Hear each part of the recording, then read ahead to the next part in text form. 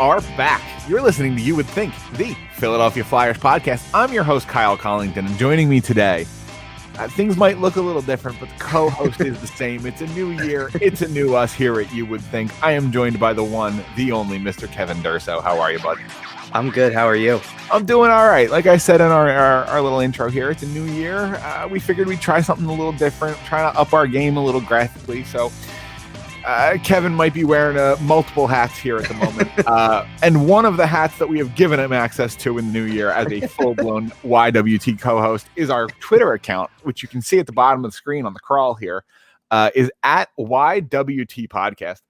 You're watching this on YouTube, but the show can also be found on Google Podcasts, Spotify, Amazon, Podbean. I'm trying to keep up. It's scrolling away. We're also on sportstalkphilly.com. I'll catch it as it's coming around. We have a fun show today. Things are starting to feel a little more real. Hockey's getting a little closer to being back. And and the players are showing up, right? Some players are already here. We've heard things. Well, I mean, all the players are here at this point, but we've seen the players trickle in over the last couple of weeks over the holidays.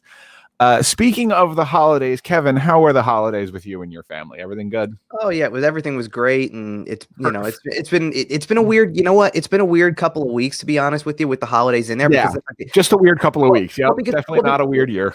Well, yeah, but I'm like, what I mean by this, I'm saying like, it feels like 100 was a month ago or 2 months ago at this point. Like it feels like it was so long between shows for us. Yeah, it was 2 week. I think there was so much happening in this 2 week gap. Like we went from, we might have a couple of topics that we're going to really have to draw out to get a good extensive show. We could have easily done a full show. We have everything. We have all this information now in front of us.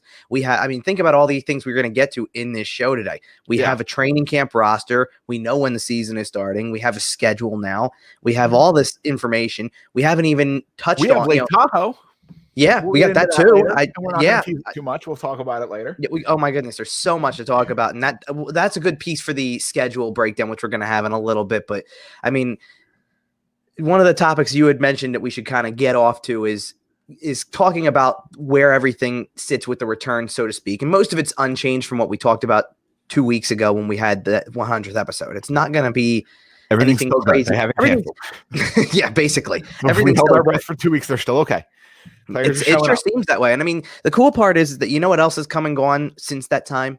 The opt-out deadline has come and gone since then. And I really don't think I saw anything. I didn't even hear anything about it, honestly. Right. And that's probably good news. Well, and I mean, within reason. And I'm not talking about injury type of deals here, because we've had some shockers around the league. The Flyers are in good shape, obviously. Like their roster looks good. And we'll talk about their roster in a little bit, but there's been some shockers around the league. Stanley Cup champions losing the Conn Smythe trophy winner for the regular season. Well, he wasn't the Conn Smythe winner, but he could have been. Yeah, I'm sorry. He was Victor Hedman is definitely a favorite. I'm sorry. Yeah, but Nikita Kucherov being out with hip surgery is a big deal. Yep, that's one. At least the regular season. How about a surefire Hall of Fame goaltender announcing he needs, first of all, he can't play, and then announcing he needs open heart surgery. Henrik Lundqvist is out for the year and probably done for his career, unfortunately. And we do want to send Hank our best wishes here, by the way, while we're here. I tweeted about it when the initial announcement came out that he wasn't playing, and even said, even as a rival, you have so much respect for the way the guy plays because he's just that good. That's all it is. He's one of those guys. You can't, like, realistically, aside from the fact that he was the Rangers goalie for all that time and won a playoff series against the Flyers, all that type of stuff, what was there to hate about the guy? Like, he's a perfectly good guy. One of the toughest things about being a Flyers fan through my life is the fact that we chained the Marty Brodeur era into the Henrik Lundqvist era, and it's really annoying to be in the same division as both of those guys for my entire life.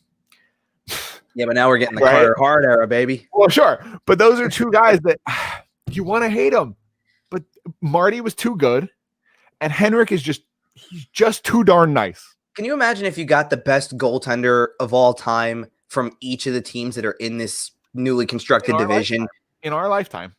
Well, just in general, like I'm saying, you take the Devils' best goalie of all time, the Sabres' best goalie of all time. Think about things like that. Add in, obviously Lundqvist would be the best Ranger goalie of all time, even surpassing a guy like Mike Richter, who is pretty darn good. All right, and there's a strong case Braden Holtby might be the best Washington Capitals goalie of all time. Yeah, no, well, I think he is because of the cup. I think that's it gets you in the conversation. I mean, if Washington wins a Stanley Cup way before then, and Olaf Kolzig is still the guy, then that probably is the next best guy on the list. Yeah, I forgot about Olaf. Yeah. Goalie to goalie, gotta love it. Either way, we will be talking about the division later on because we have a lot of news on the division. Let me tie that back. So Henrik Lundqvist announces that he needs open heart surgery. That's a very serious thing, totally unexpected. Apparently, he's been dealing with this condition on and off throughout his playing career. It was something that was always there, but he could play through it. And now he can't. That's scary stuff. How about Jonathan Toews, who comes out and says, I just feel lethargic and something's wrong with my energy levels and something's not right and I got to go get it checked out. And he's out indefinitely. It doesn't mean he's out for the year, but I don't like the sound of out indefinitely in a 56 game season. And then staying in Chicago, you have Kirby Dach breaking his wrist at World Juniors, and he's going to miss the whole, most of the regular season. If that's a little different to me because that's more of an unfortunate circumstance. Because I know, but if we're talking about the guy would have come back, think about it, the guy would have come back and been in better game shape than everybody else would have. Probably would have been their best player for the first. Probably would have been their best player to start the year, and instead he's not going to be because there's he's not going to be around because of an unfortunate incident, which also happened to happen in a game that didn't count towards anything. It was the exhibition. The exhibition game. Yeah, each team played one exhibition game, or most teams played one. Most of them. Yeah, most teams played one exhibition game, and it. By the way, and I know we're going to get into World Juniors a little later on, but I do need to amend a statement that I made earlier, way earlier on a previous episode, which is that I thought that Alexis Lafreniere was going to be the only draft pick from this year who plays in the NHL. I'm taking that back. Correct. I'm taking that back for possibly two reasons. I'm not even getting into Quentin Byfield, who looks really good. Quentin Byfield looks really good. I'm talking about Stützle going to Ottawa right now. Yep, Germany's out of the tournament. He got on a plane on Saturday night and is headed to Ottawa. And he wants to be there for the start of the season, and good for him. I can't see how he's not on that team. They're a growing team that finished toward the bottom of the standings for a reason. I'm pretty sure that if you let me figure out how to skate for about 6 months, I could probably make the Ottawa Senators. So I'm pretty sure Tim can make it after that kind of performance at World Juniors. Oh man, I was so impressed. And by the way, I mean the guy was as a forward, by the way, was pulling like 30-minute games or something like that. Well, I mean when Germany only has 14 players total, and then the game. Well, in the beginning, yes, but then toward the end, they're like, well, they didn't. Put the brakes on him or anything like that. They didn't take a seat for a little or whatever. He was still playing 30 minutes because he's that good. Let's put it this way. Ivan Provorov watched Tim Stützle and went, damn. Yeah, I guess so. I guess so. I mean, regardless, it's just interesting to watch. We knew that this is, and look, I've been texting back and forth with one of the, a guy from the station, one of the producers and co-host of the Drive show, Hunter Brody. We've mentioned him on here before, so I can say that. Right. We've talked about how much we love this tournament for that reason. It's a tournament of passion for the game, and you couldn't drag him off the ice if you wanted to, because he really just wanted to be out there the whole time and to make it happen, and to be the guy who made it happen. And look at that! Look how close that game was. That was probably one of the best games. I didn't want to say that. I don't want to say the best. I mean, the end of that Finland-Sweden game was pretty darn good also. I mean, that was pretty exciting stuff. And I'm trying not to shift too far to World Juniors yet, because we are going to talk more extensively. Okay. But these are guys who are going to be around the league too. So, I mean, I guess that's the counterbalance to some of these guys who aren't going to play and who have unfortunate. And the hard part of it is that these aren't just any players we're talking about. It's a Henrik Lundqvist, who's an all-timer. It's Jonathan Toews, all-timer, these are guys who, and Kirby Dach could be on his way to being something great down the road. I mean, I'm not trying to take anything away from him. He just finished his rookie year last year, but those are two names that you sit there and you look, and Kucherov too. You look at guys like that and you can go, wow, you just took three superstar names that people recognize all over the world. Top. Yeah, the top of the mountain of everything. Because one guy's a defending Stanley Cup champion. One guy was going to a new team with a new beginning to try to keep his career going for just a little longer. And not only that, but there was something that was going to be fun about Lundqvist and Ovechkin on the same team. That would have been weird, man. Exactly, but it was going to be fun. It was going to be fun, and stuff like that. And then obviously Toews is an all-timer who will, without a doubt in my mind, will not play for another team in this league No, besides the Chicago Blackhawks. Well, and the thing about Jonathan Toews is his situation is a little more uncertain. He could be back 2 weeks, 3 weeks after the season starts. It just doesn't sound good, though. No, it doesn't. Like, that's to sit there and say I don't feel right, but I don't know what's wrong is terrible to say. It's I can't imagine what it feels like to say I feel something's wrong with me, but I don't know what it is, especially this year. Speaking of there's something wrong with me and I don't know what it is, do we have any updates on Nolan Patrick yet?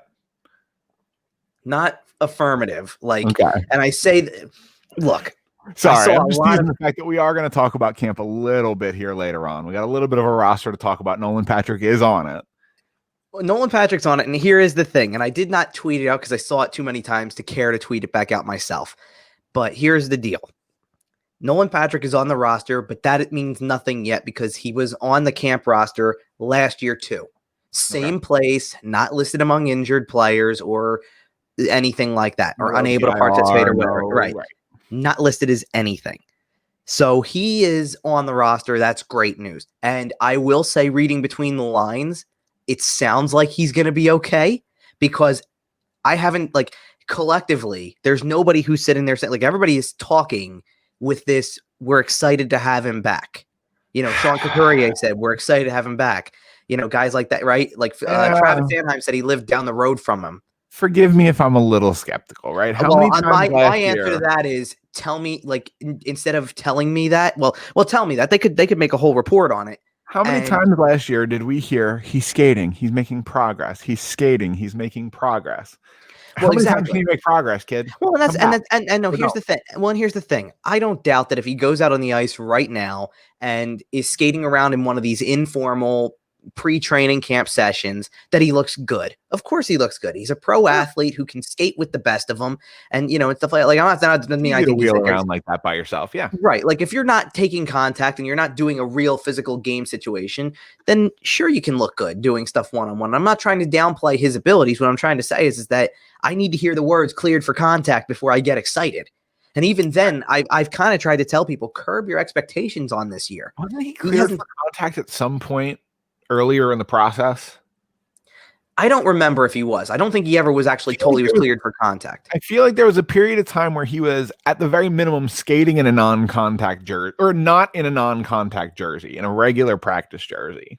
I think he was, but they were always milder practices, so they never let him dig in. You know what I mean? Like skills day type stuff. Well, and in fairness too, it's really hard to remember every detail of this whole process because when training camp started a year ago, well over a year ago at this point for the 2019-20 season. That was one thing in and of itself, and we kind of got used to this idea that he wasn't going to be part of this in the beginning, at least. And then as things continued to progress, exactly what happened when the pause happened is what I thought was going to happen. And it's that they were just going to say, shut it down. Right. Yeah, and I think that was the correct decision for the record. Like I don't think they should have teased the idea that Nolan Patrick would come back in the because see, my point is that because that was March, it's almost hard to remember whether there was a point leading up to that where it was, oh yeah, you know what? He took a couple of sessions where he did wear the contact jersey. Yeah, or whatever.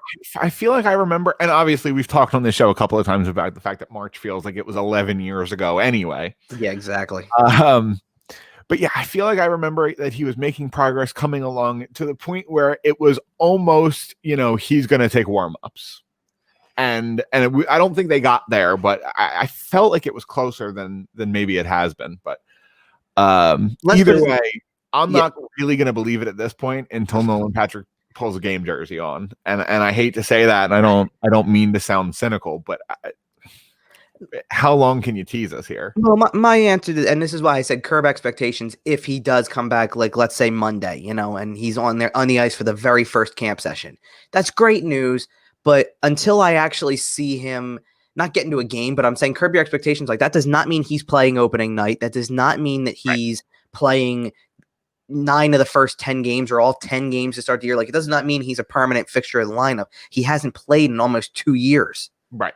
So don't translate his presence as a guarantee that you just made. Like, and I've written stuff about this where I say he could be a version of an off-season addition. If he comes back this year at some point and contributes, he could be a version of an off-season addition. Sure, But don't or expect even or But even a don't expect him deadline to be acquisition. right. Well, deadline might be even fairer to an extent because of the fact that he might not play as frequently. Like let's this way. I think it's very fair to say that we all expect Oscar Lindblom to be there from day one and be ready to go first game of the season, right? Because not only had he played previously, that gave us an idea that he was closing in on it then, but he also, we've seen the updates that his health is good and he's cancer free still and he's out there skating all the time. They even said Chuck Fletcher even said he gained back a lot of the muscle and the strength over the offseason. By all accounts, they say he's ready to go. And that I completely believe because he did play at the end of the previous season. Sure. So 3 months down the road, if there's been no setback, then why shouldn't he be ready to go? I feel like we know he's working as hard as he can in the offseason to stay in physical shape. And that's not saying that Nolan Patrick's not staying in good physical shape. It's you haven't played at all. So how do I know that you're going to be in the game right away when you never played a game for what is that? It's obviously a year is 12. It's beyond 18 months now. It's like 20 months. Yeah, and we've talked about the Nolan Patrick situation kind of ad nauseum on this show, and the more things change, the more they stay the same with that. Yeah, pretty much. At a certain point, you're almost beating a dead horse. It is great to hear about about Oscar Lindblom, and one thing that I think will benefit him is the fact that there's not going to be much in the way of preseason, nothing in the way of preseason. Yeah. So everyone's going to be rusty the first 5 or 6 games because I kind of expect that to be where Oscar kind of struggles the most as he, again, gets back into game shape, right? He played 2 random games in August, but other than that, hasn't really played an NHL situation since in a very long time. Now, that if he comes out on January 13th, plays against the Pittsburgh Penguins and finds a way to score a freaking goal, it is going to be the greatest thing that we've ever seen, and it's going to be the biggest crime in the world that it's going to be done in an empty building. I agree. And we've said that before on this show. Right. He's going to pot his first goal in an empty building, more than likely. Well, in an empty building in Philadelphia, for sure. That's the thing. And more than likely in just an empty building, full stop at this point. Right. There's a very, very, very small handful of teams. Are there any in the division? In the division, I don't think so. Boston is not. And the New York teams definitely won't. I wouldn't imagine. Well, now that we've kind of gotten here to the division, why don't we talk about the schedule a little bit? Sure thing. Because we do have a schedule that we've gotten since our last show. Yep. It is 56 games, like we talked about. It is all within the division. Which includes Buffalo and Boston, but does not include Columbus and Carolina. Those are the adds and cuts for the division, right?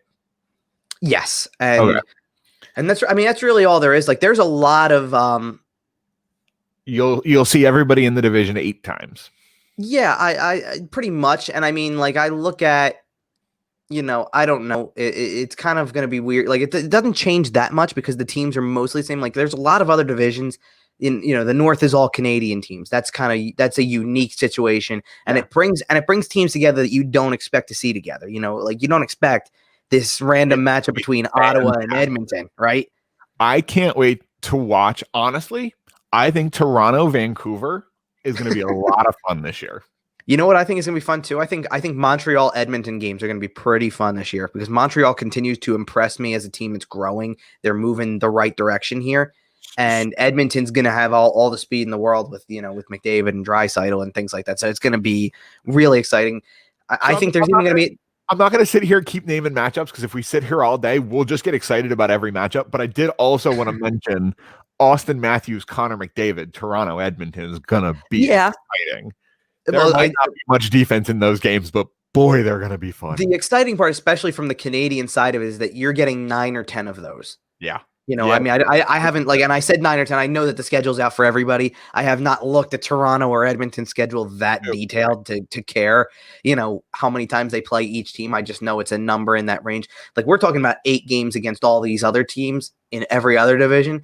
These guys are getting 9 or 10 against each other. Yeah, that's going to be crazy. Calgary, Edmonton, right? We saw the 9 or 10 Battle of Albertas, Battle of Alberta, over the last couple of years, and because of the way the playoff funneling is working, the top 4 teams in each division are going to funnel into the playoffs where they're going to seed and play within themselves. So after beating the ever-loving snot out of each other for 56 games, 8 times apiece in the States, 9 or 10 times apiece in Canada, you get to play not just a first series, you get to play a second round series in your division. There's going to be so much hatred. Department of Player Safety is going to somehow manage to double in size. They're going to have to. I mean, it's going to be interesting to see how it goes. And I wrote about this right after the schedule came out, or somewhere in the range of it. You're going to see rivalries renewed. And, I'm not talking just the Battle of Alberta or things like that.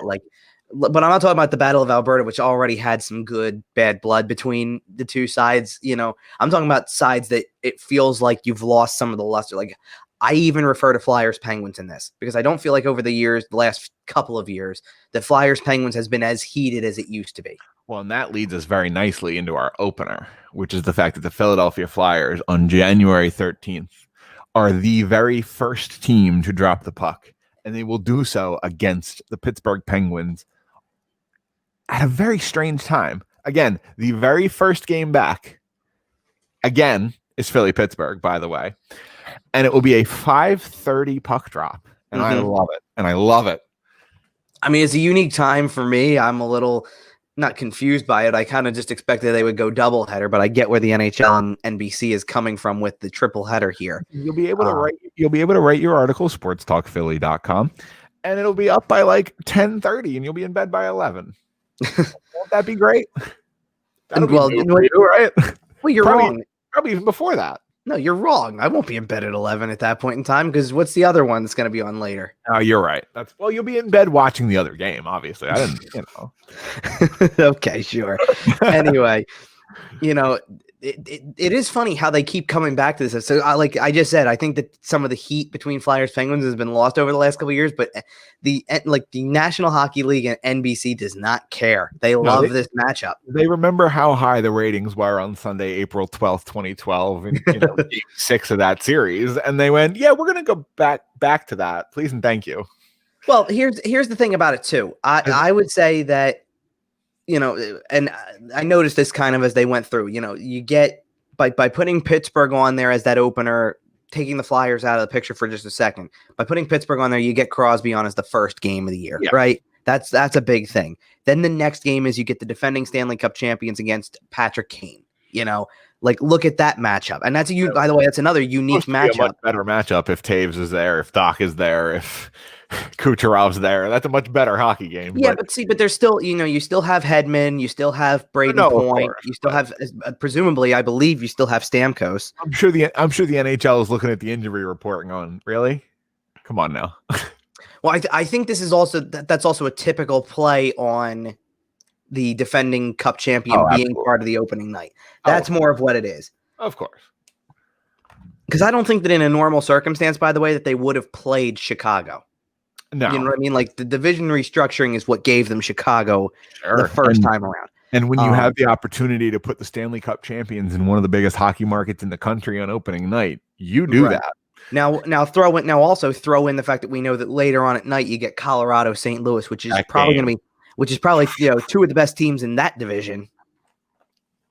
Honestly, we're not going to predict obviously every game this season, but opening night here, you kind of expect Tampa versus Chicago is your dinner break game, right? You go grab food, you watch Tampa, stomp Chicago's teeth in, as you do. And then it's bookended by 2 phenomenal games. Well, here's the thing. I go back to the star power thing that I was talking about because Crosby's the face for that game, right? For the 5:30 game, Crosby's the guy who gets a lot of the play, right, for that. Then you get the defending Cup champs, which will include Hedman and Point and Stamkos. And for Chicago, you got Kane. And Colorado, you have Chicago.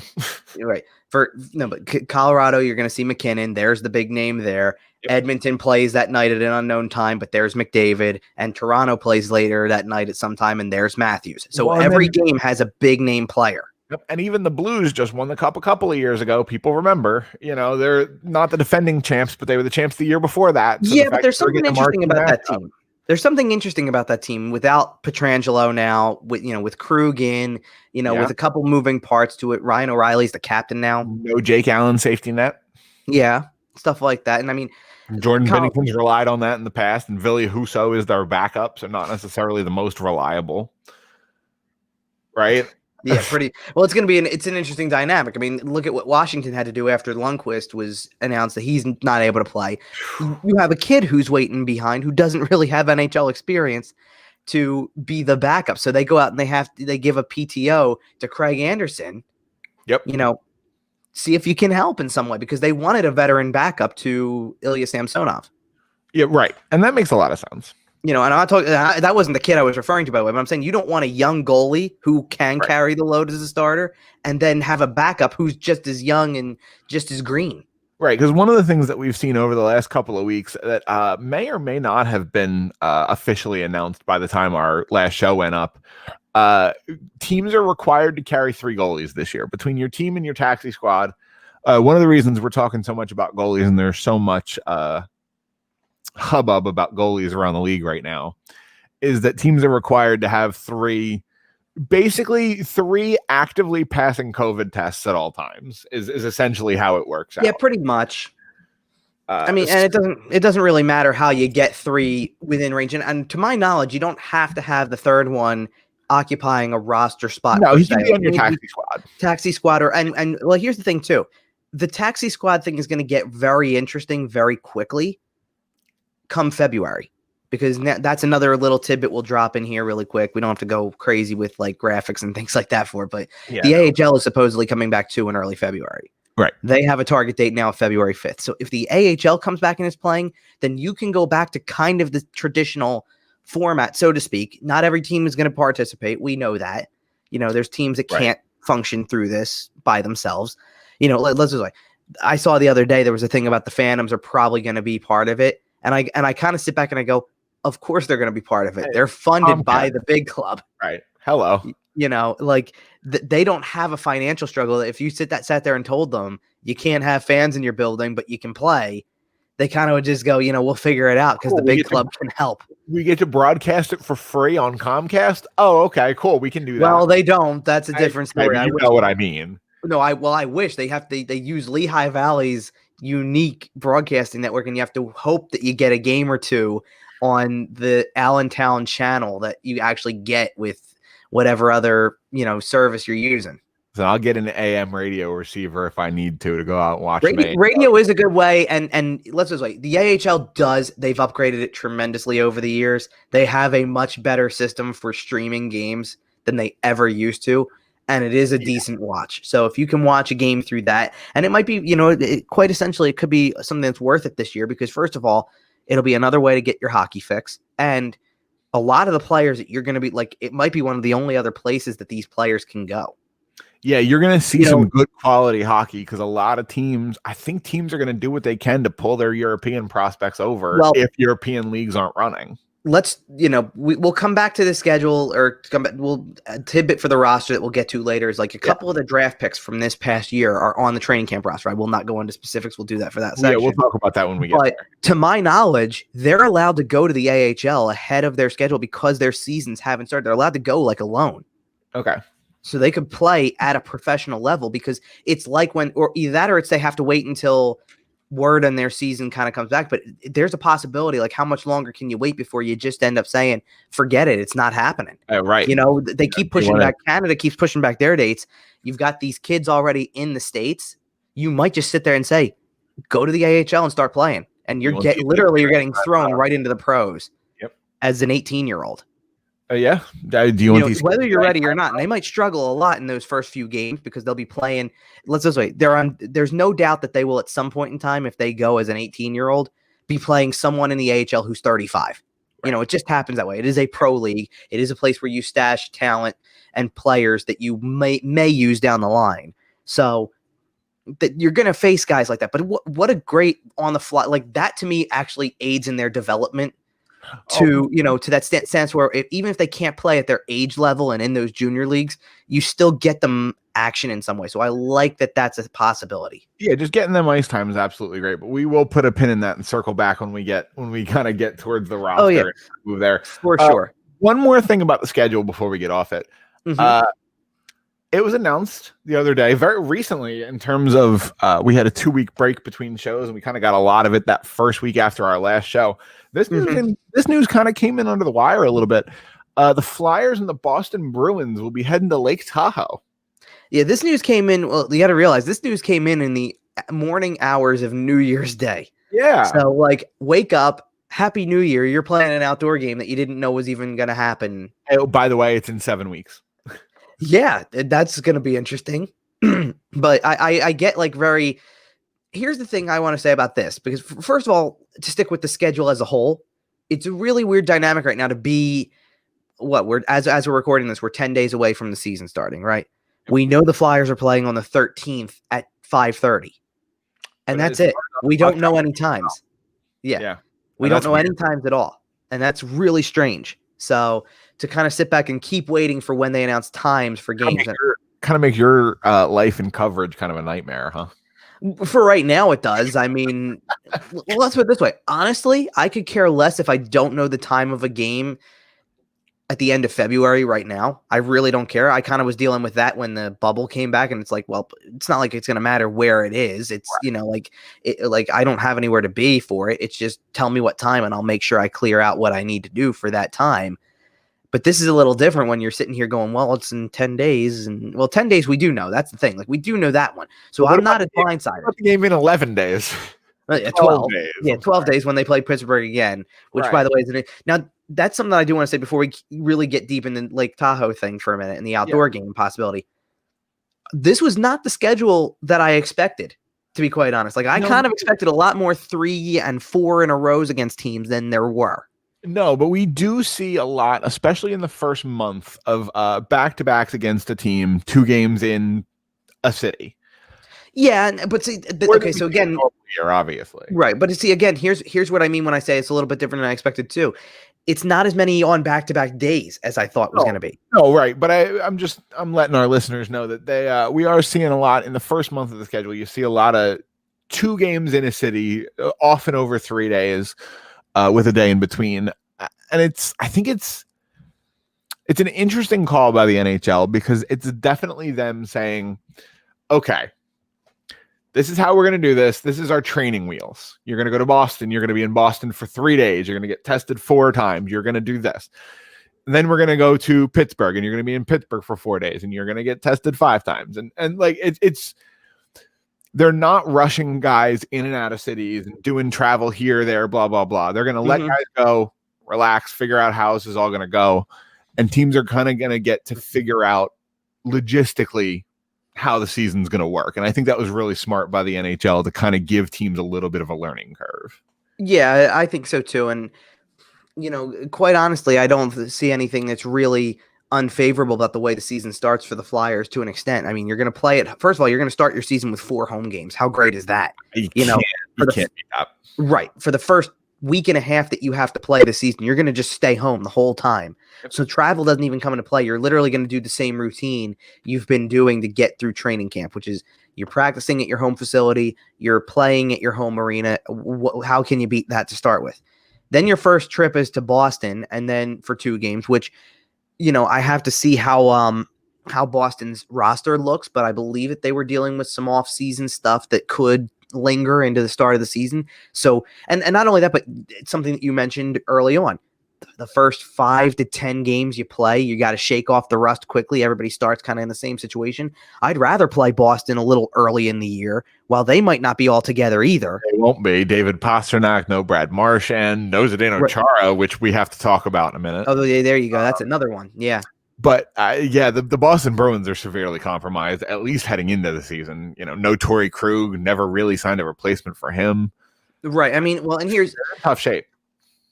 Well, and here's the thing: playing Buffalo and New Jersey twice each early on is a benefit.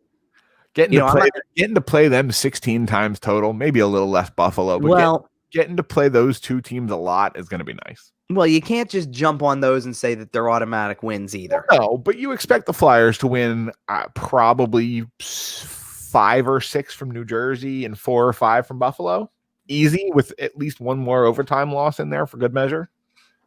Possibly, yeah. Well, I mean, and see, this is the hard part about breaking down the schedule too, because like I look and I go, boy, that back-to-back between against the Islanders at the end of January, that doesn't sit well, right? But not fun at all. But here's the thing: I'd love to know if the Saturday game of that is at 1:00 and the Sunday game is at 7 or something like that. Like, because there's no lines. But because there's no competition, right? Like they're not sharing, like even though they're sharing the building with the Sixers in the NBA, they're not sharing it from a stance of 2 games on the same day. They can't. Right. So you have, every time you see a game and everything says, to be determined times and all that stuff, right? Every single time you see that. Times, right. What's that? Is it just down to TV times? I guess. I don't know, but. Because there shouldn't be much in the way of issues in terms of the building, right? If the Sixers aren't an issue. Right, but that's what I'm saying too, is that because you have flexibility, you could take these back-to-backs and technically spread them apart so that it's not a day and a half apart. Right, so it's more like a day and a half, and you have 36 hours between, or not 36, but something in that range, 30 hours between games.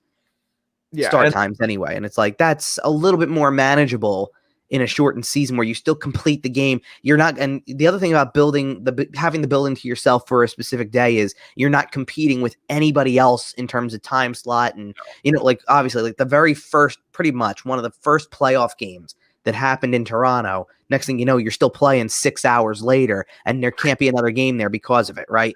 That's not going to happen this year. No. And that is a difference over the bubble. But I really like, one of the things I do really like about the schedule is, and I had to kind of really pick through it to find it eventually, but this team doesn't play a traditional back-to-back on back-to-back days from like mid-February or early February all the way through the month of February and into mid-March. And that's huge. Like there's a lot of teams out there that are going to play like that. That's a huge stretch of time that you're not running yourself ragged. Exactly. And just staying fresh over a 56 game season where every game is so important. Like I don't want to say teams chalk the back half of a back-to-back, but I feel like in a traditional season, you kind of look at the back half of a back-to-back, generally speaking, and go, yeah, it'd be nice to win it. But teams aren't generally pushing and needing to win. You're not looking at a back-to-back and looking at it like it's 4 points most of the time. But in a 56 game schedule where you have to push every single game and you're trying to take 4 points out of every back-to-back. Yeah. You don't have to play one for a month or so is huge. Well, not only that, but I think that another thing about the back-to-back thing is that playing the same team in a back-to-back, and it does happen a couple times in this schedule where it's not the same team and possibly not the same city. Okay. It's rare, but it might be. The thing about it is, though, is that if you're going to play the same team in a back-to-back, then I think you kind of, long memories, right? The NHL players have long memories. So you chalk in everything that went, you write down, you have that mental picture of everything that happened the day before, and you come out the next day looking to either pile onto that or get revenge for it, and that's something else that plays into it. I'm picturing a very specific back-to-back from a couple of years ago against the Detroit Red Wings. You know the one I'm talking about? Yeah, I think what you're talking about is, if I'm not mistaken, it was the first game was a 6-5 overtime when the Flyers blew like a 5-1 lead, and Konechny scored in overtime. And then the next day they were in Detroit and they ended up pulling out a 3-1 win. And Carter Hart played both games of the back-to-back, by the way. I don't believe we're talking about the same one. The one I'm talking about was a couple of years ago, and it was a Saturday-Sunday back-to-back. This was a Saturday-Sunday back-to-back. With 3 or 4 minutes left to go in the first game, Anthony Mantha buries Claude Giroux with a cross-check to the head from behind. I think that was it, because Mantha scored the tying goal.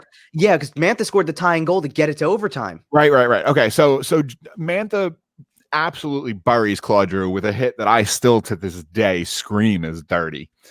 Claude Giroux's on his knees against the board playing go watch it, look it up, it's awful. And then the next day, 6 or 7 minutes into the game, there's Wayne Simmons. Yeah. And Anthony Mantha. Now, for what it's worth, if I'm not mistaken, for what it's worth, I think Giroux was fine. Sure, but the hit was dirty. Oh, yeah. No, well, I remember. Didn't get hurt doesn't mean it wasn't dirty. Well, I remember being in the press box for the home game, which was when the Mantha hit happened. And first of all, we couldn't believe he didn't get 5. Yeah, we couldn't believe he didn't get 5. And then when he scored the goal, we were all looking around because we even said that's the guy who shouldn't have even been in the game. Yep. And that hit was ugly. And yeah. I know we've had our buddy Thrash on the show, and he's a Red Wings fan. He's a big Anthony Mantha fan, but Thrash, that was dirty, bud. So anything else about the schedule you want to talk about, or can we get into a little bit of a training camp roster? No, I think we should hit the roster now because the schedule is the schedule. And here's the thing, you'll know more about the schedule as we start to talk about it next week when we really get down to things. By the way, something to talk about as we shift to the camp roster is the camp schedule too, which kind of caught me by a little bit of surprise because I think everybody just automatically assumed camp is here. It's the 3rd, so it's the 3rd as we're recording, which is not an on ice day. They're just doing the off ice formalities, physicals, probably media, paperwork, and all that stuff. And Monday the 4th is when the camp actually starts. But I think everybody assumed, okay, they're going to get on the ice on the 4th, and then it's pretty much a daily grind until you get to that first game. Training camp in and of itself is only going until next Sunday. Okay. Next Sunday, they are actually going to do something that's I find very interesting, but it's a really good idea. They're going to simulate a game day. They're going to practice at the center. They're going to have 2 group sessions that simulate a morning skate. That simulate a morning skate, actually. Right. So they're going to simulate that. So one group is going out for an hour or 45 minutes or whatever it is, and then the next group will go out. And then they're playing a scrimmage at the center at 7 o'clock that night. Oh, stream it. They won't. I wouldn't be shocked if they do. Honestly, I wouldn't be shocked if they do. Well, you said that's on the Monday or the Sunday? That's Sunday. And then by Monday, camp is technically over. So Monday the 11th, the 2 days leading up to the first game, I assume are past camp roster, and this is the final 23 with the taxi squad and all that. Yep. Here's how we're getting ready for and then they go into practice mode. Like this is practice for the regular season, not training camp anymore. So Kevin, 42 minutes into the show, 40 plus minutes into the show, and I haven't asked you yet. Yes. Are you excited for the fact that hockey starts in like 10 days? Of course I am. Okay. I mean, we're not even through, I want to say the meat of the show, but we're not even into the part of the show where we're looking at guys like in World Juniors and things like that, which is what I've been watching to kind of prep myself for games again. Yeah. But that's already got me hopped up, you know? Oh, yeah. And honestly, watching World Juniors is fun, and I'm excited, and it's a really nice appetizer. But that's what I thought, yeah. I can't wait to dig my teeth into Flyers Penguins at 5:30 p.m. on January 13th. You know what I mean? Yeah, I know. There's just something about it. And I'm looking at this image that you got up on the screen if you're watching on our YouTube channel. Just search out YWT podcast. And it just got me excited, right? You see the mask, you see the covered. That's fine. That's fine. The boys are back. It's hot. Well, it's going to be interesting, too, because that picture that you see that was from the bubble, actually, the coaches don't have masks on, and they will this year. That's a new thing. Okay. But I understand it. I mean, like, let's put it this way. I already fully know. I don't know if I'm going to physically be there or not for these games. But if I do, I already have to, give up the fact that I will be masked the entire time. Oh, yeah. And I'm willing to sit there and say that if that's what it takes, sure, then that's what it takes. It's fine. Believe me, the one thing I keep thinking about if I am there in the first place or not is, if I am there and I'm in an empty building with just the other writers and the arena staff and that's it and the game's going on. I mean, I believe there is also leeway for family to attend, possibly. I think that was the one thing that they threw, that's the one caveat they threw in. But that'd be interesting. Okay. But other than that, I'm like, the second that maybe when the game is going on in the beginning, it'll feel a little weird, but it won't feel terribly weird. But the second that a goal is scored, you hear the goal horn go off and there's nothing to balance it. I mean, they'll probably be piping in crowd noise like they tried to in the other arenas. But at the same time, it's like that will be the weird feeling to be actually to sit there, to look around and go, that's, it's weird that there's nobody here. Because I think about the clips that we see constantly from before the pause, right? But I mean, the one thing I do love about, and I've loved this again with juniors too. You could hear this then, you could hear it back in the playoffs. The banter that you can kind of hear, when there's a questionable hit or infraction that may happen, you think you see a trip, right. you can hear the entire bench of a team yell. The crowd noise isn't that loud. Well, exactly. To be honest, I don't even know if they're piping in crowd noise for juniors, because there's some like ambient. If there is, then it's not much, because I really can hear it in this one. Like, I really can hear the officials. I really can hear the players yelling at each other. I wonder if some executive somewhere went, "Oh, they're kids. They won't curse at each other." Right? Because that has to be the logic behind pumping crowd noise. I don't know if you've been watching it, and even if you haven't been watching every single game, I think Bar Down is doing this a lot. Have you seen how the official is saying something before puck drop every single time? Stay positive, test negative. Yeah, stay positive, test negative. Before Finland Sweden yesterday, they get to the line and he goes, "Most goals wins, boys. Let's go."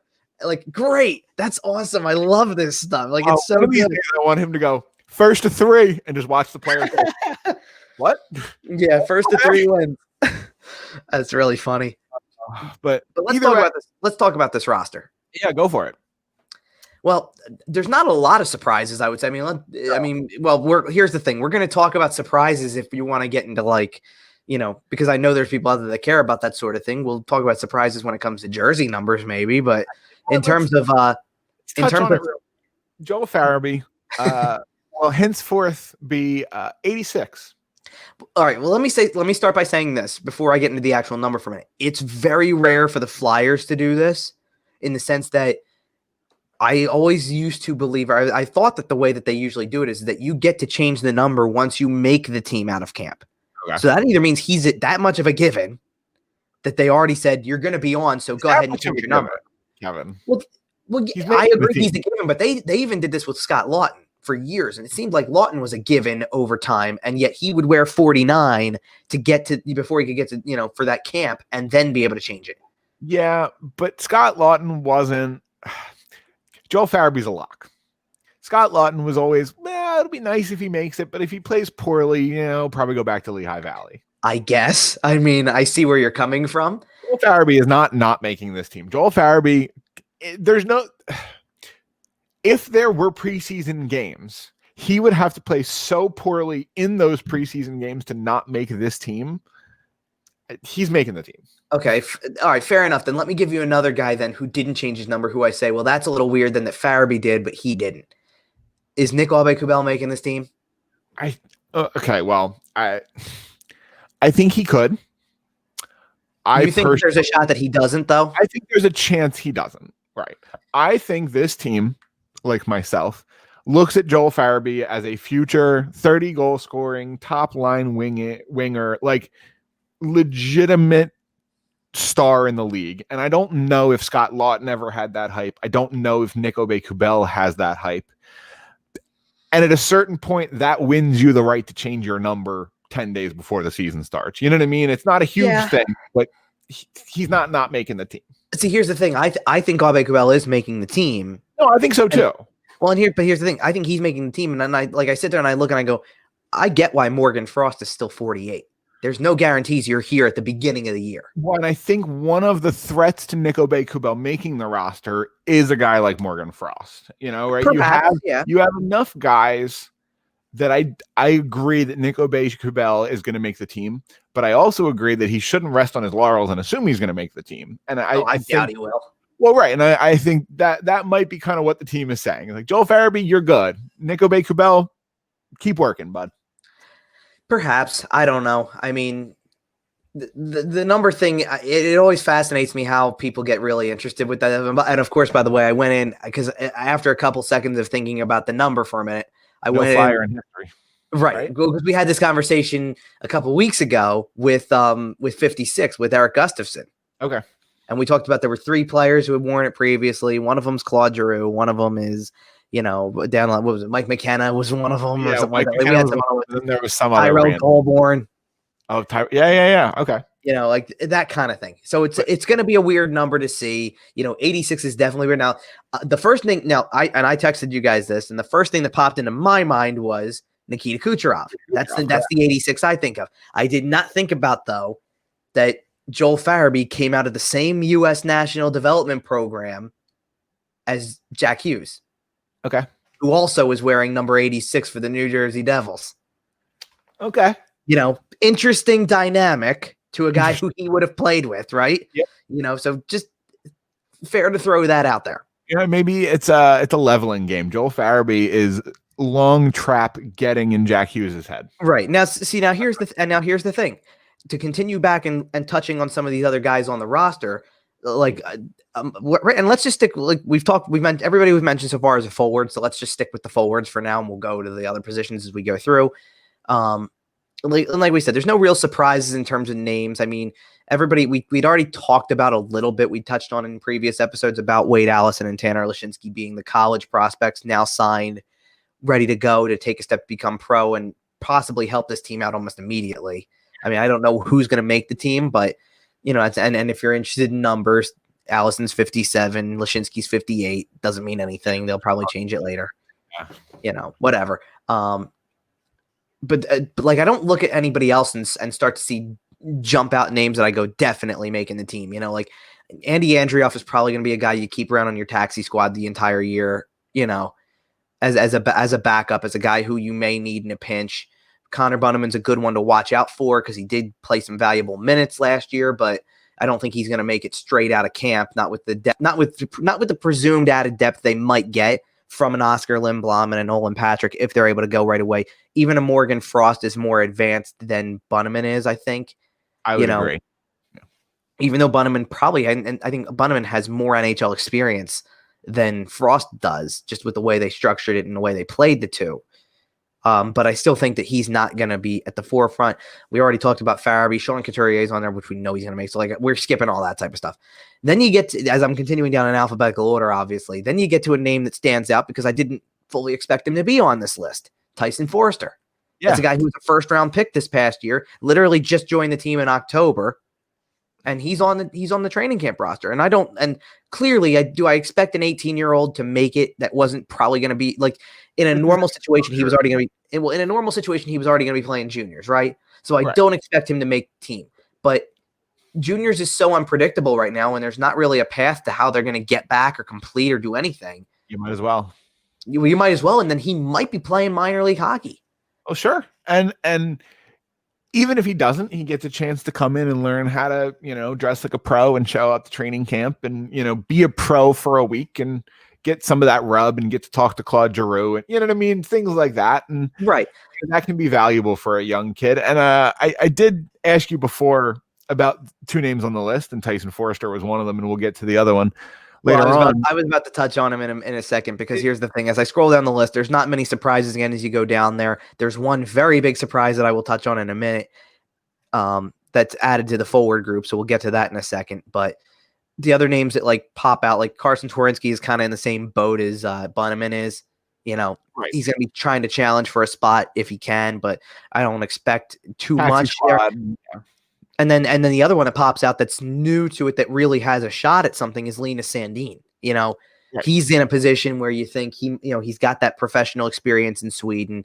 He's played. He's going to be an older guy too for a guy who has no NHL experience. And now you know why Nico Kubel didn't change his number. That's okay. So I think he's the challenger. Sandeen makes the team. It's at the expense of Kubel. I think he makes the team, but I don't think he's playing right off that here. I don't think that's I think that's fair, but I could see Nico Kubel spending a large portion of this season on the bench in favor of Sandeen. I need to see what kind of game Sandeen plays. Kubel is one of the best forward checkers you have on the team, and you're going to make this segue really easy then, because go for it. Because the message here is, physicality with this team and toughness with this team. And I think Kubel plays a tough game for a smaller guy who has a scoring touch to his game because he's so hard and tenacious on the forecheck. So because of that, I think he's a guy who makes your team on willpower more than, performance statistics. You know what? I solved it. I know why Nico Kubel didn't change his number. I know who's taking his roster spot. Oh boy, here we go. Weighing in at he's a very large man, 6'11". He's huge. Playing left wing for the Philadelphia Flyers. It's not Patrick Laine, although he is kind of built like him. It's Sam Moran, left winger, noted left winger Sam Moran. Yeah, look, there he is too on We're our gonna talk screen. about easy transitions. Come on now. Sam Moran. Yeah, I mean, Moran, left wing. okay, so this was a total shocker on what I This forget came what. out of the blue. Yeah, I forget which day it was exactly. I think it was New Year's Eve. This one came out of absolutely nowhere. 2020 took one last shot on the way out, and it said, "Hey Sam, try to play LW4 in the NHL." Okay, so I have two comments on this, and this is kind of where I'll take this one for you. So first of all, do I completely get it? No. No. Okay, and I don't get it because of the fact that I've watched people talk about this team got pushed around in the playoffs. They need to be tougher, and I don't disagree with that. But I this is. But I do disagree with it being you need to get a guy who literally who you say can go out there and fight somebody. Right. You know, that's why I sat there and said you don't need to go get a Matt Martin type to be that guy or have another Wayne Simmons. And Wayne Simmons could score in his day, obviously. So he was a dual purpose. But you don't need to have a guy who you just latch on to that you say he's the fighter, he's the warrior. Warrior's a little bit different because you want to have a bunch of warriors, I think. Because warrior means that he goes out and blocks a shot and does this and that, and you don't need to have a guy, though, who's literally known for big hits and fighting. Right. Not in 2020. If you need to be a collective team unit. Now, do you possibly need a guy who's an imposing presence? Sure. But that's where you get guys who are 6'6", and, people turn around and said, made the joke that Sam Moran is basically just Isaac Ratcliffe older, I hope not. Well, no, but in a sense, what is he? He's a tall guy who can get physical. I mean, look, do you know where I think Sam Moran can work as a forward? That you could stick him in front of the net at some point in time, and he could screen a goalie. That I think could work because Zdeno Chara made a living off of it on power plays. But the thing is, and I don't know how to say this delicately, Sam, if you ever say this, I'm sorry. Zdeno Chara knows how to skate. It's not that Moran doesn't know how to skate. The problem I have with Moran is, and this is why I'm okay with it too, to an extent, is he too has not played nearly enough in the last 2 to 3 years for me to sit there and go that this is really legitimately possible. There's going to be somebody else with fresher legs. I'm not talking about his skating ability. I'm talking about just fresher legs and ready to go and in more game shape that I go, he's not going to be the guy. I just don't see how he fits right in. If he's playing, if he's playing on opening night in the fourth left wing spot, then I think everybody has something to complain about. If he's playing in the fourth left wing spot on opening night, I will personally call Alain Vigneault and ask him to send me a hat so I can eat his hat. And I'll do it on a live stream on our YouTube channel. Just search that YWT podcast. You'll find it. That'll be the game recap that night. Listen, we're not teasing that yet. Okay. You know what I mean? That's a little tease. We'll talk about that a little more next week. Game recap on Twitter, I mean. Oh, okay, yeah. You literally share a video on Twitter of you eating a hat. Listen, I'll do it. Our Twitter is also at YWT Podcast. I mean, the people who have made the people who have made the joke about him, scoring the first goal of the year or whatever. Let's remember that one year the Flyers' first goal of the season was scored by Boyd Gordon. Oh no! Do you remember that? Remember that? Okay, but does that get canceled out if Jack Johnson scores the first goal for the Penguins? Or I'm sorry, who did they just get? If Cody Ceci scores the first goal for the Penguins, does that cancel out Sam Moran scoring for us? I guess. I mean, I don't know. I think it might, man. You're still locked into the fact that he's a tall defenseman in your mind. Yeah. But you know what? I wish Sam Moran the best. Do I think it's going to work out? No, I do not. Right. Well, and this is the thing. I don't think this is going to work either. But at the same time, I sit there and go, you know what? At the end of the day, this is a $700,000 experiment. Will it be really fun if he ragdolls somebody? Yeah, it sure will be. I don't doubt that. Weird if he ragdolls Washington Capitals Zdeno Chara? Yeah, very weird.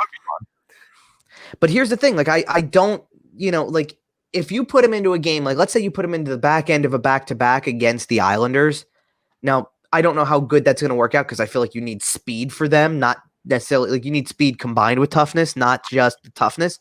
I don't know what it takes the Islanders at this point. Jeez. But he's not like Moran actually, when he spoke about like after they made this announcement that he was going to left wing, when he spoke, he actually said he's modeling some of his game after, like, he's watching Matt Martin. And watching Matt Martin, the way he described it, though, I said was a good answer, because he described it as he goes on the ice, the puck goes in behind the defenseman, he goes in and applies a forecheck, finishes a hit, and then gets off the ice and Barzal hops on.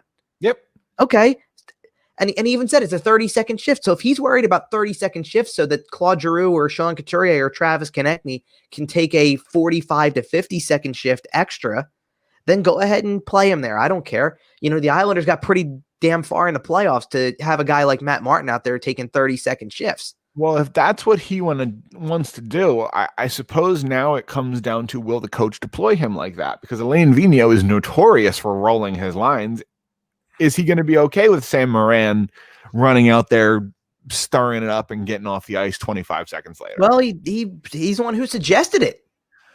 Okay, well, I guess so, but the suggestion was completely off of, they felt like they got pushed around too much by the Islanders. Man, you know what? If the biggest over adjustment the team makes to getting pushed around is, hey, we'll give Sam Moran a shot on the wing, then I suppose I'm okay with it, because teams have done far dumber things trying to get tougher. Yeah, I guess so. And I mean, it's not. The thing about him also, like I said, is because he hasn't played nearly enough, and you're gonna need to be flexible. You know. Yeah, absolutely. Like you're just gonna need to be flexible with who's in and out of the lineup and changing the lineup constantly, because you need fresh players in there. So how often do I even expect him to play? Like, I just don't see how he's going to play. He's not going to play every single game.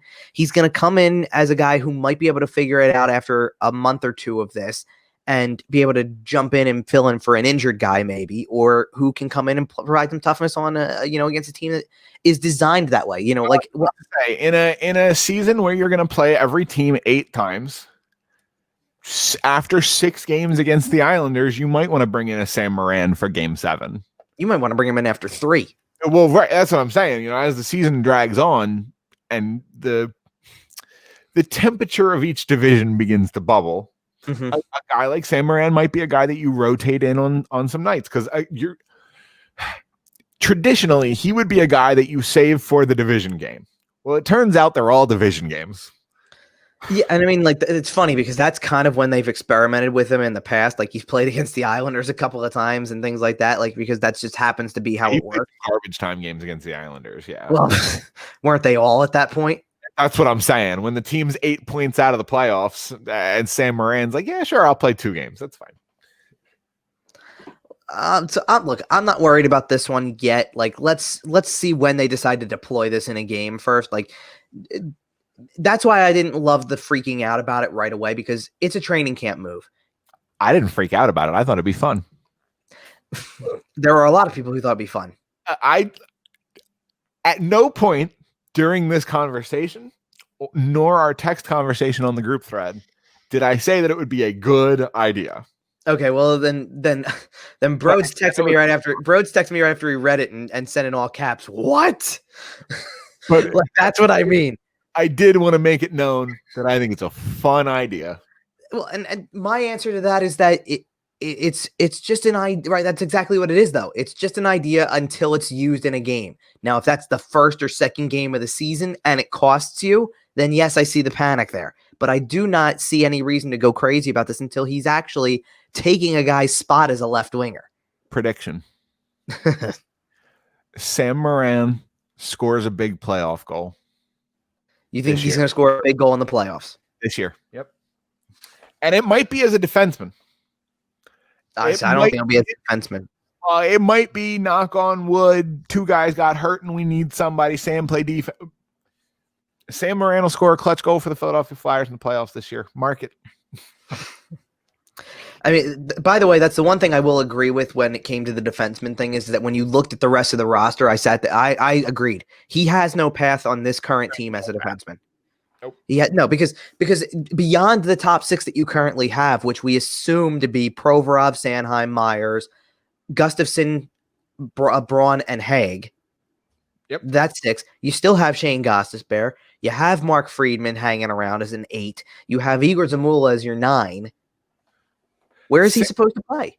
Sam Moran probably has to play if he's a defenseman. If he doesn't make this swap, Sam Moran probably has to play 6 months of really good hockey to be Robert Hagg. I mean, that's an interesting comparison. I mean, it's funny too because it makes me laugh at how people say that they have no element of toughness whatsoever, and Robert Hagg is a human wrecking ball in his own zone. For a large portion of the season, a couple of years ago, he was leading the league in hits, and the only reason that fell off was he started getting healthy scratched.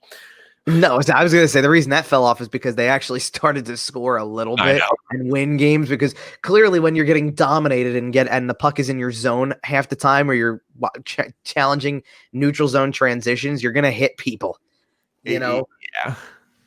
This is what I'm saying about some of these things when it came to, like, again, with the roster construction, things like that. There's people out there who question certain things. They want the goal scorer and things like that. And it's like, to me, the best answer for all of it is who you can put out there that counters everything defensively. I'm not saying that means Moran counters another team defensively, but the point being, you're going to structure yourself in a way that puts you in a spot where you can win more games 2-1 than you win 5-4.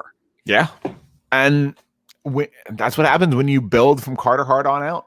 But that's the way everybody should be building. I mean, that's how the Tampa Bay Lightning did it. Exactly. And then I was exactly where I was about to go with this. There's a reason why the Tampa Bay Lightning could win games 5-4, but that they won the final game of the Stanley Cup to win their Stanley Cup this past year 2-0. Yeah, they're the shining example of how to build a franchise. And Steve Yzerman did a phenomenal job there before he left to hopefully go do the same thing in Detroit.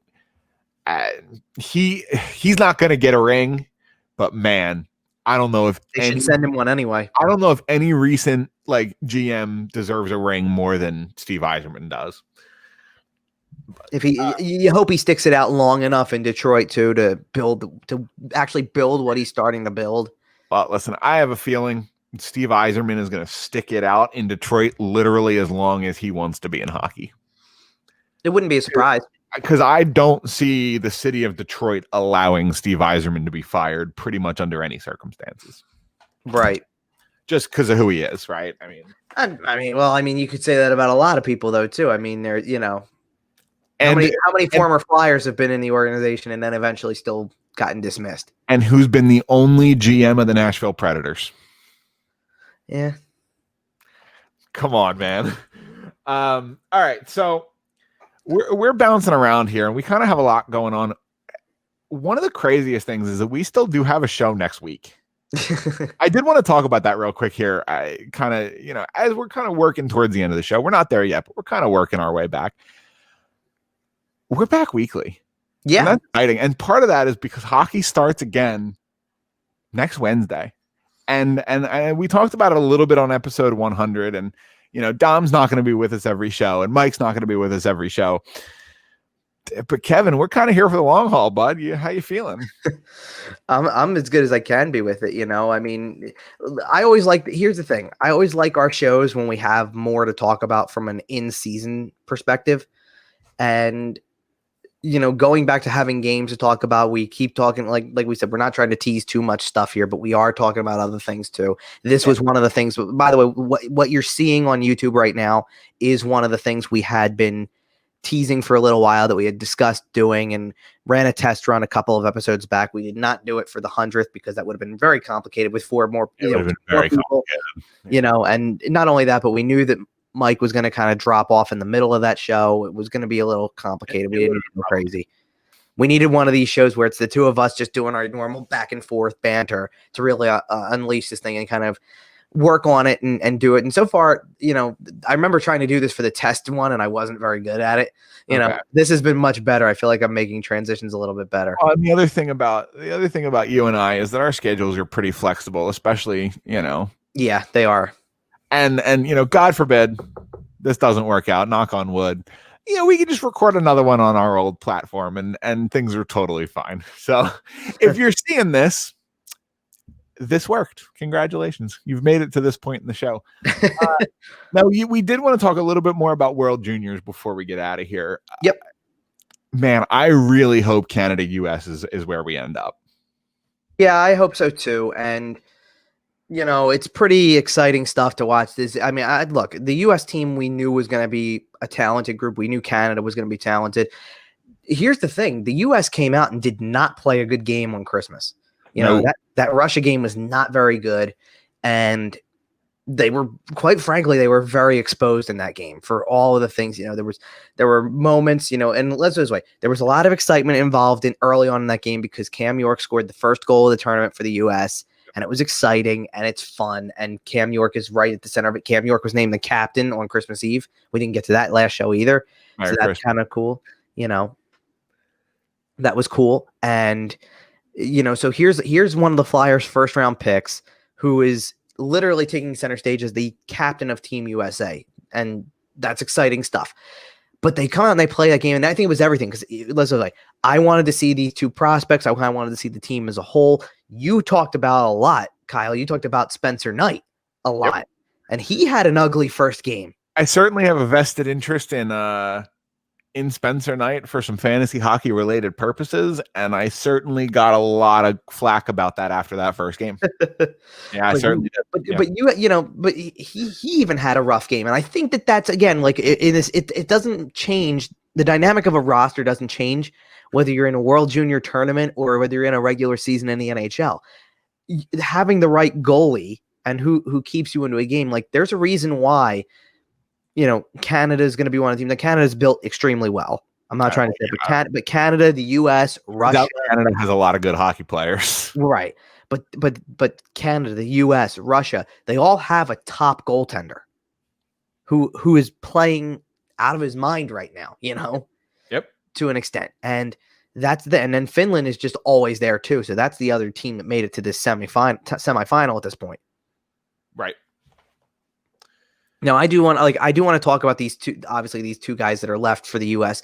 We'll touch on Sweden as well for a minute because Sweden had a Flyers prospect as well, who certainly had some of his moments. Emil André showed up for sure.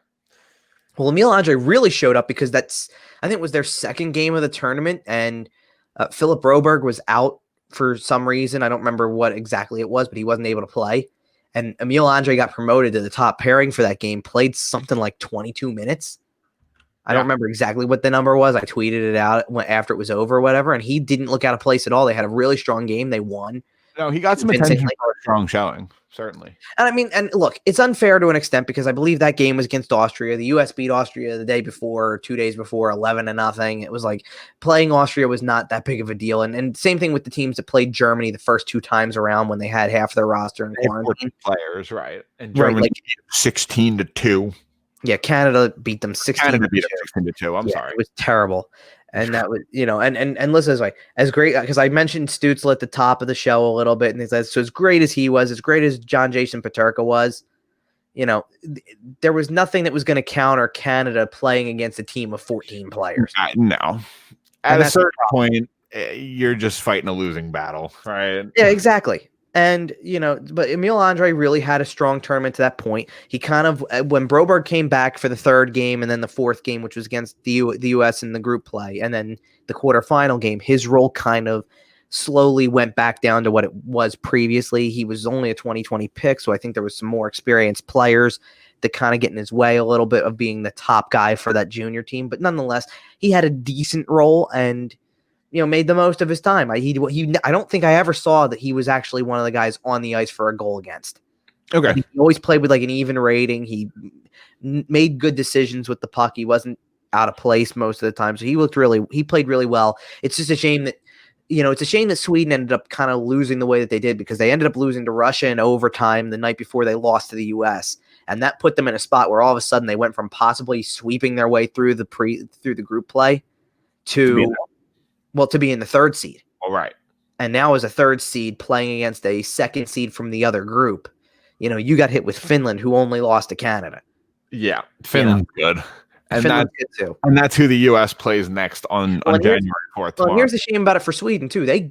Sweden goes out and scores the first two goals of the game. They look like they're in control, and the Finns just kept pushing back in the last two periods of that game. And they even had a goal called back for an offside call that they got back anyway, right. And then they scored with 30 seconds left in the game, and that's how it ended for them and things like that. It's just, it's a tough way to go out for Sweden, but and it's kind of weird to think that that they won't be getting a medal this year, that they won't be in that medal round, by not making the semifinals. But you kind of looked at that from the very beginning. You said Canada and the US had deep rosters. You knew it. Russia was going to be a challenge. Finland's always a challenge, and Sweden was kind of like, so out of the five, someone wasn't going to win. Sweden's the team that didn't take it seriously. They didn't take anything seriously, and they were never prepared to play, right? They showed up like the Washington Capitals in the bubble. That's how I looked at that Sweden team. Like, they showed up to just kind of hang out, and they weren't, I don't know. There were issues with their pre-tournament testing. They had issues with getting people. It just doesn't seem like they wanted to participate. I don't think anybody just shows up and says we're just here to participate and then call it. I don't know, man. You saw how the Washington Capitals played in the first round. It kind of looks I saw a lot of similar things out of Sweden. I do think that Sweden got once they lost that first game against Russia and then lost again, that it got in their heads a little bit, especially when Finland pushed back. They couldn't recover what they had done to start the game. Right. That I think is true. Because I do think that stuff gets in your head. Like, all of a sudden the mistakes are magnified. You lost a couple games. It's not going to be that you got to remember, Sweden was a team that hadn't lost a group play game in 3 or 4 years, because it was 54 games. Yeah. Or 54 games in group play. That's even longer. That's right. like, what is that? You play 4 games total. So that's going like 10 years. Yeah. At least, so they don't lose a group play game for the longest time. And now they do. It's you never know. No, but as it sits, we're sitting here and recording on Sunday, January 3rd, 2021, which is weird. Yeah. First time I've said that one out loud. And we're looking at 4 teams left in the bracket, and USA Finland is going to be a great hockey game. Yeah. And Canada Russia is going to be a great hockey game, and the gold medal game is going to be a fine game, because whatever. But then whatever the gold medal game ends up being. Any combination, Canada, Russia, USA, Finland, any combination is going to be a must-watch hockey game. Yeah, and I mean, I told you from the beginning when we talked about this the last couple of times that if we can get a US-Canada gold medal game, I'll be thrilled. That's exactly what it's setting up for at this point. I mean, do not guarantee the US there. I think Canada has a better shot of being closer to a guarantee. I do think Russia's going to play them hard. I imagine Canada beats Russia. Yeah, but exactly. I can already see Canada winning that game. I can't tell who's going to win the other one. I'm not stunned if Askarov steals that game for Russia. Well, exactly. That's the thing. Like, they do have the goalie, right? And in a small sample size, 7-game tournament. Sometimes all it takes is a goalie. No, here's something else too. One of the interesting parts about the 4 games that were on Saturday in the quarterfinal was, Canada kind of got off to that good start because they were up 2-0 in the first period, I think, but then they kind of really had to ride it out. I mean, they didn't score in the second period. The Czechs kind of hung around a little bit there. So they, that was more of a game than it really was on paper. 3-0 looks like it was convincingly won and stuff like that, but they needed the goaltending. I mean, the Czechs had some push in that game that could have shifted it the other way. And then look at the U.S. with Slovakia. That was a game the U.S. goes up 3-0. It's late second period. You start to think the game's in hand, and then Slovakia gets one. They get another one midway through the third period. Now it's a 1-goal game, and all of a sudden you're wondering, is an upset on tap? So, right. Nothing's guaranteed once you get to these medal games, especially when it's only 1 game. So it's going to be really interesting. Yeah, certainly. And the phrase "any given Sunday" feels relevant here, right? Like, I know they're playing on Monday, but in any sort of single knockout tournament, anything can happen. And when the teams are this relatively close, right? Like, Canada's better than Russia, but if they played 100 times, Russia would win a large chunk of them. But something that was really good is that the U.S. got this challenge from a team that everybody pretty much assumed they were going to beat. Like, I'm not saying I expected a blowout, but I kind of looked at it like, they should handily win this game. And I guess they did on paper, because 5-2 is a final that looks like it was a convincing win. It was anything but. I mean, they needed a goal in the last 4 or 5 minutes, just to create some separation. And then obviously they didn't let Slovakia get a sniff once they got the goalie out and they were able to score an empty netter like right away. So, but nonetheless, like, it was a good challenge for them, because now when they play a team like Finland, who is not going to go away quietly at all, you've played maybe you kind of like played a bad game and you got it still out of won. your system, hopefully. Well, it's just a wake up call that you can't, assume that you have that swagger about your game that allows. I mean, the U.S. had lost 5-3 to Russia in that very first game, and realistically, the thing that was interesting about it is that they had gone. It was 4-1 during the second period, and they slowly kind of clawed their way back in the third to make it 4-3, and almost found a way to tie that game up, and where they would have forced overtime, and instead gave up an empty netter. And from that empty net goal, they go out, they beat Austria 11-0. They beat the Czechs 7-0. They then beat Sweden 4-0, and for 3 games, they haven't given up a goal. Yeah. Or better yet, the entire third period of the Russian game and the first period, almost the entire second period of the Slovakia game. So nearly 4 total games where the only goal that you have allowed to that point was an empty netter. Wow. Think about that. And that's the thing. So to get that challenge to kind of you can see how that gives you a swagger about yourself. Like nobody can even score on us. You feel like you just, right. Yeah. And both Cam York and Bobby Brink are a big part of that. I think we should mention those two specifically because we've been watching that. Bobby Brink had a huge game against the Czechs because that was a really tight game for a while. First period, there was no scoring at all, and you kind of thought, and you got to remember something. I believe it was the Czechs who had upset the Russians earlier in the tournament. So you go, it's not like you can sit there and say this team is a slouch. They've got the ability to beat a powerhouse. W already, right. And then it's Bobby Brink who breaks the ice and gets the first goal. And then before the end of the second period, he's got another goal.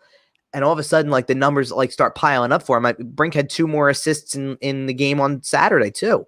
There's a real chance that if the USA happens to win gold here, Bobby Brink's starting to develop a case for player of the tournament. I don't think he's there. But I think he's starting to get himself a case. He's starting to put some clutch goals together. See, the way I view it is this, because every team does a vote on the top 3 players in the tournament at the end whenever they get eliminated. Right. And I don't know that Brink is going to be one of them because Trevor Zegras is going to be one because he's been on fire. Caulfield's starting to heat up, which will get some attention. I think York will draw some attention for that because of the fact that he's playing the most minutes every night. And he's wearing the C. That gets you something. Well, he's wearing the C, but I'm saying, even though he didn't factor into the scoring at all in that 5-2 win against Slovakia in the quarters, he plays 22 and a half minutes, and all of his and that's far and away the leading ice time. Right. So he's taking on the biggest role. And it was interesting because they even in interviews with their coaching staff, they even said he's a quiet leader. He just goes out and does the job, and everybody just follows along with him, which is why he's wearing the C. Because he's a quiet leader, so I think that's a great touch. And, I just think that, and again, he's not piling on the points. I mean, granted, that Czech game, all of a sudden, the third period, Cam York comes alive and is setting up everybody because he had 3 assists in the third period. Went absolutely bananas there for a minute. Yeah.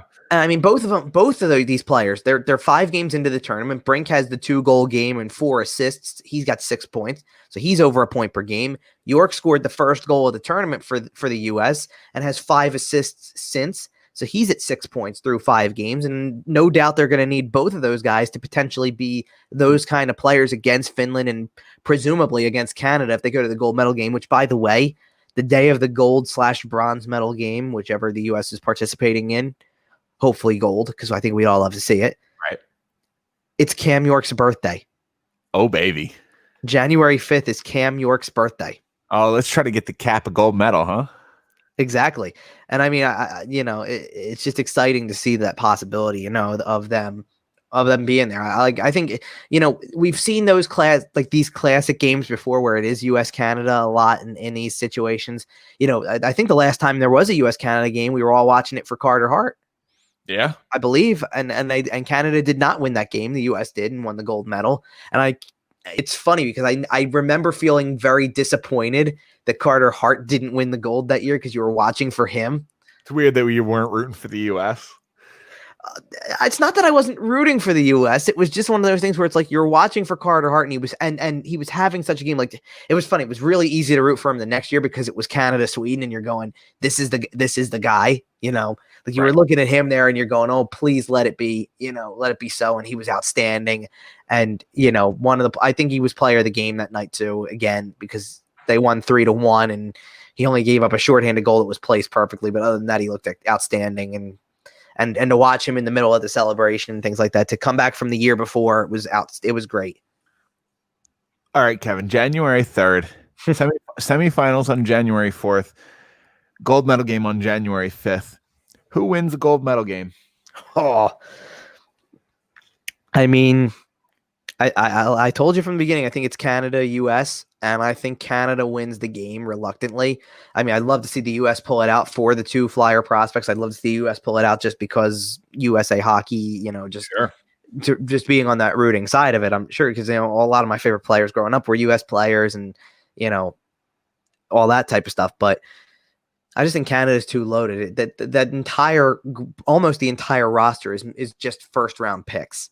There's not even a diamond in the rough like some of these other teams have, where you go, here's the guy who was drafted 4th round, but he's really talented and he's mature beyond his years, so he might be on a faster track to the NHL. He's just got this, like, there's like, those guys who get drafted in the 3rd or 4th or 5th round, and there's a caveat to them, like, oh, he's not a good this, but everything else is there. Yeah. The Coyotes drafted a guy like that, right? 4th round, had a caveat, didn't really work out for him. I'm not sure who you're referring to. It was a joke to this year's 4th round pick. Oh, right. Didn't really work out for him. But either way, yeah, some of those guys come late in the draft, and if they can work on the thing, they can be superstars. But there's guys who, like, you got to remember, there's enough guys who are not in their, who are in their draft +1, possibly their draft +2 year if they were drafted at 17, right, who get to play in this tournament. And it means that they are far more advanced than they might have been in their draft year. So they were taken 3rd or 4th round, and they've grown to be something bigger and better than what they were in that draft year. But literally, Canada is an all-star team of names that you heard in the 1st round of the last 2 or 3 years. Yeah, it's actually nuts. Like, I mean, like that. Honestly, when it came down to it, that was the reason Forrester didn't make it, and it was the reason that who's the other one I'm thinking of? It was the reason why Shane Wright. Right, because Shane Wright's supposed to have exceptional status, and he's going to be this superstar player, right? But he's 16 years old, and he is not making the cut yet because literally they have a roster full of NHL 1st-round draft picks. Yeah, what do you do? And that's why I say with Forrester. Forrester's a guy who was a 1st-round draft pick, but it doesn't mean that you're guaranteed when you have 2019 and 2018 draft picks. When someone tells you. Well, when someone tells you, hey, you know what, Kirby Dach can come back and Bowen Byram's going to be on the team, and, Quentin Byfield, who went 2nd, is going to be on there. And even though Alexis Lafreniere is not going to play because he went 1st overall and the Rangers won him for this year. Right. Like, even though that happens, like, doesn't matter. We still have enough guys who were picked in the 1st round that we can fill out this roster. Like, that's the crazy part to it. Literally don't even need you. Sorry, bud. Yeah. Well, I mean, I'm not saying they don't need them. I think that the absence of a guy like Lafreniere, who just didn't play, and the absence of a guy like Dach, who did come into play and then couldn't, does give another team a chance. If Canada and Lafreniere, or I'm sorry, if Canada had Lafreniere and Dach, this competition wouldn't be particularly close. But I will wrap it up with my prediction. I think America beats the Finns. Okay, I agree with that. I think they do. Spencer Knight stops 38 shots in a 1-0 game that all of Canada is sitting on the edge of their seats for the entire game. Man, tell me that wouldn't be fun. Oh, it would be fun for sure. Canada might hate Spencer Knight at that point, but man, it would be a fun hockey game. Well, I do tell you this. I think that Canada is going to sweat it out a little bit against Russia too. I think that it's a given that they probably will win that game. But I see this being a 1-goal game in the 3rd period at some point. It's similar to what the U.S. just went through with Slovakia. I think it's going to be like a 3-2 game where Canada is holding the advantage. They kind of get out to that good start, but then they're holding that advantage. And you need to get, and again, maybe it's an empty net goal that's what gets them to the gold medal game. But I think that game's going to be closer because it is going to be an elite, a good goaltending matchup. You got a guy who is clearly an elite prospect there. And, wouldn't it be funny if the story of the gold medal game, let's say Canada doesn't make it. I don't think that will happen, but let's say they don't, and it's Russia. And the story is here's two goalies who were drafted in the first round, which is a rarity in the game. And that's the goalie matchup is Spencer Knight against Askarov. Well, if Russia has a chance, I think it will largely be because of Askarov. Right, but I'm saying, like, what if that's the two? Like, that's the dynamic of a goal. I think that would be crazy, and you could easily see a 1-0 game. You could see a 1-0 overtime game, right? I don't know about that. At knockout, do they go to unlimited overtimes or do they go to a shootout? No, so this is the thing that we don't like about World Juniors is that in the tournament portion. Now, the good news is that it is a 20-minute overtime, so it is done like a playoff overtime. Okay, but 5-on-5, obviously, right? Yes. Okay, so it's done like a playoff overtime, but after the 20 minutes is over, there is no new period. You go to a shootout. In a game between Knight and Askarov, it might not matter how many 20-minute periods you play. Well, true, but at the same time, like, here's the thing. Like, that is how let's go back to that Carter Hart Canada-US game in the gold medal years ago. That ended in a shootout, and it was really – I think that was what was the shame of it, too, is that it would have been one thing if the U.S. had just won and had scored more on him in normal situations or whatever. Or there's, like, everybody's on the ice for it. Someone – what happens if someone misses an assignment, or someone doesn't cover the guy backdoor and that's how they score the goal, and it's not on the goalie. You can take the blame off the goalie, right? Right, like it feels like the shootout just fell so completely on his shoulders.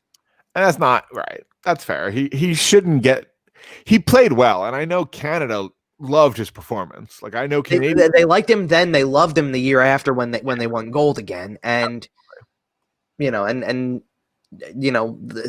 chance down the road that they will love him even more because of the fact that he could be playing in a different kind of international setting down the road. I believe that's entirely possible. But there is also a chance, just the way the things work out this year, there's a chance that Carter Hart could play against the Canadian team in, late June, early July. Well, I wasn't going that far with it. I was talking about maybe years down the road if they ever. Canada might not like Carter Hart so much this summer if they see him, but they were a long way away from Canada having to worry about Carter Hart. Yeah, I guess so. So before we get out of here, we do have a couple of quick things across the league that I think we should touch on. Okay. We mentioned earlier that we have Zdeno Chara, Washington Capital. Yeah, I know. Does that make any sense at all? So I have to tell our listeners a story, and it's a story I told in the text thread. My girlfriend, Erica, is from Massachusetts. And since she has begun watching hockey, she has become a bit of a Bruins fan. She is a Flyers fan first, but she does like the Bruins being from Massachusetts. She gets a pass for me. I give her a complete pass for that because she is from the state. I think it's fine. So I decided she's a big enough hockey fan at this point. She's bought a couple of Flyers jerseys. I figure, it's Christmas. It's such a terrible year, 2020. Let's buy her a Bruins jersey for Christmas. Okay, let's figure out who we want on a Bruins jersey. I go and I spend money and I figure Patrice Bergeron. He's been a Bruin forever. He's a legend. He will have his statue outside TD Garden one day, I'm convinced. Let's get it. Let's get a Patrice Bergeron jersey. He's had that A forever. That's not changing anytime soon, right? Patrice Bergeron's getting C in Boston. Zdeno Chara moves on. Who else is taking the C in Boston? It's got to be Patrice Bergeron, right? If they give it to Brad Marchand, the city riots. I mean, well, no, you're right. It's going to go to Bergeron. It has to be, unless he says he doesn't want it. That's the only thing I could see, but that's not going to happen. No, I don't think so either. And so, so here's a funny story too, then, because literally, because I don't remember, what was it, the 30th that news kind of came out? It was sure the day the jersey showed up at my house. Yep. Okay, because the next day, so on New Year's Eve, I ended up on New Year's Eve at my parents with so my parents are there, my wife and I are there, my sister and her boyfriend are there, and two of our friends are there who we've seen throughout quarantine and time, things like that. So no one knew is like, and it's a group of 8 of us, and we've all been around each other before, so it's not like we're taking high risk here. Right. Well, this is the friend of mine who is a Bruins fan. Okay. I show up and they're already there. and he is wearing an old Winter Classic Bruins jersey he has that was a Chara jersey. The one from when the Flyers were there? No, this was maybe the Montreal year. Oh, okay. But nonetheless, so he's wearing this because he goes, just got to pay tribute, or something like that. Like, it was funny, but I turned around, I said, I told them, because the truth of the matter is, the jersey's already timeless enough because it's a Winter Classic jersey when he was captain, so that doesn't go out of style. It's not like when you buying a regular Boston Bruins jersey and then choosing Bergeron in the currency, because you can't put a year on that. Like, you can trace back the year of, when was that Winter Classic? Oh yeah, what, 2014? That's fine. Yeah. I just bought a current jersey. It's just brutal. It's awful. Yeah, so so I get your story there, but it was funny. We did talk about how weird it is to see Chara in a Washington jersey and just the whole dynamic. And I will say, if anyone locally sold jerseys and I could have bought locally, I would have gone to them and said, "Hey, listen, I'll pay whatever I need to do. Can I get the upgraded to a C here?" Well, wait for an announcement first. I bought it from Canada. Yeah, nothing I can do. Yeah, buying from Canada is not a bad option when it comes to hockey stuff. Jerseys, no, it's not. Well, that's where that's where you can get a lot of good merch and stuff from. Like, it's just a.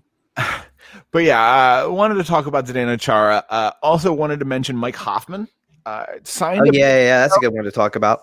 PTO with the St. Louis Blues, and it's basically PTO with the intent to sign a contract. Once the season starts, they're going to be able to put some money on LTIR, and they'll be able to sign Mike Hoffman. And what I've heard is it's going to be a 1-year deal in the neighborhood of roughly $4 million. Kevin, I haven't heard anything.